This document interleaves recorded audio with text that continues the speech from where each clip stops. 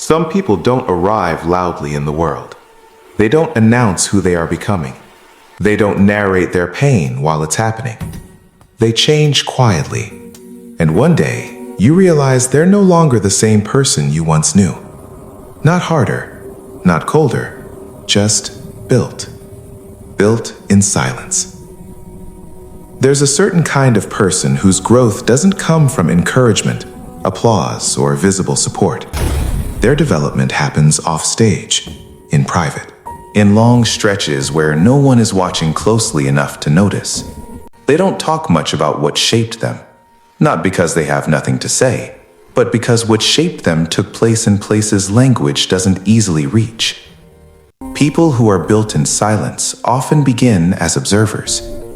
Early on, they learn to read rooms instead of dominating them. They notice tone before words, patterns before promises. This usually isn't a personality choice at first. It's an adaptation. Psychologically, silence becomes a tool when expression feels unsafe, ineffective, or ignored. When speaking doesn't lead to understanding. When explaining yourself costs more than staying quiet, the mind adjusts. So they internalize. They think instead of reacting. They absorb instead of protesting.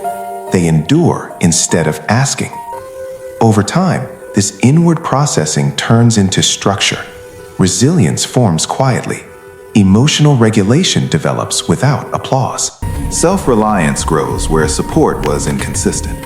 These are often people who learned early that help doesn't always come when you call for it. So they stop calling. Not out of pride, out of realism. Emotionally, being built in silence often comes with loneliness that isn't dramatic but chronic. The kind that sits in the background. The kind you get used to carrying. They've spent long periods being emotionally self-sufficient, comforting themselves, explaining things to themselves. Processing disappointment alone. That creates a particular emotional texture. They don't panic easily, but they also don't lean easily. They don't need constant reassurance, but they struggle to ask for care. There's strength here, but also cost. People built in silence are often misunderstood. Their calm gets mistaken for indifference, their boundaries for coldness, their quiet for lack of depth. In reality, they feel deeply. They just don't externalize it in ways that are easily visible. Disappointment plays a major role in shaping this kind of person. Not one big heartbreak, but many small, cumulative letdowns. Promises that weren't kept. Effort that wasn't returned. Moments where they needed support and learned they were on their own. Each experience reinforces the same lesson. Handle it yourself. Over time, this becomes identity. They don't expect much. They don't rely easily. They prepare for emotional impact instead of hoping it won't happen. And yes, this creates resilience. But it also creates an inner conflict.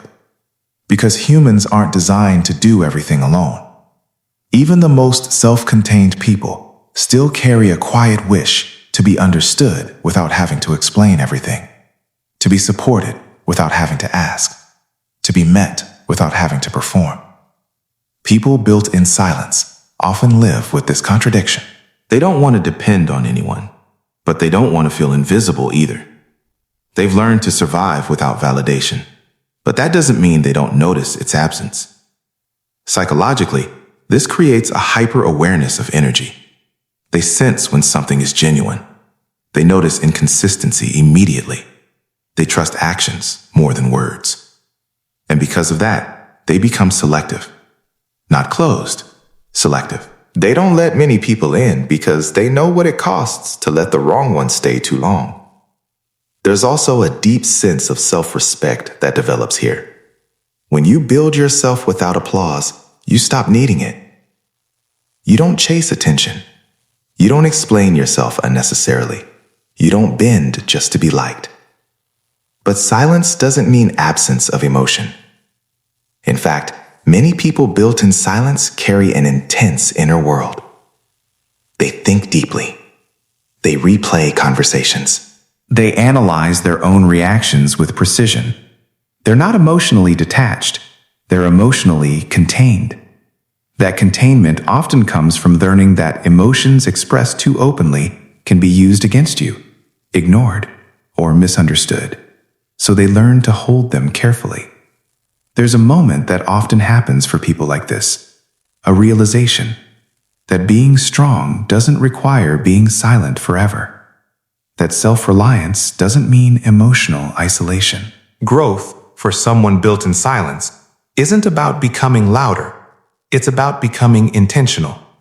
Choosing when to speak, choosing who to trust, choosing vulnerability as a decision, not a reflex. Maturity softens the edges. They begin to understand that silence protected them once, but connection is what allows them to live fully now. Not with everyone, not everywhere, but somewhere. And when people built in silence finally open up, even a little, it's never shallow. Their words carry weight. Their presence feels steady. Their honesty feels earned. They don't overpromise. They don't exaggerate. They don't rush intimacy. Because everything in them was constructed slowly, brick by brick, experience by experience, without shortcuts.